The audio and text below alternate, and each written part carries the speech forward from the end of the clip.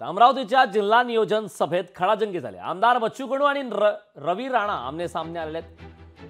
फिनले mill मुद्द्यावरून दोघांमध्ये वाद झाला। रवी राणांकडून चंद्रकांत पाटलांचे आभार, तर फिनले मिलला 6 महिने आधीच मंजुरी मिळाल्याचा कडूंनी दावा केला।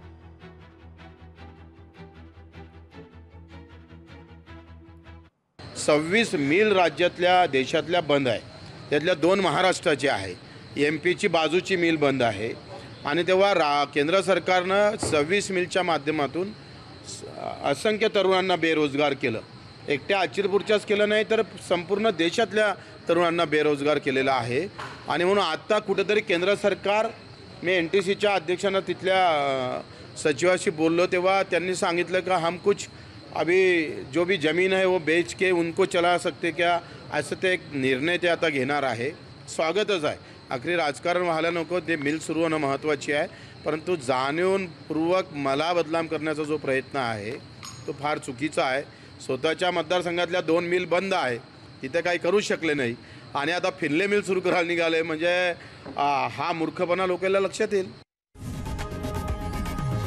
लोकशाही मराठी ऐका, पहा, जागरूक रहा।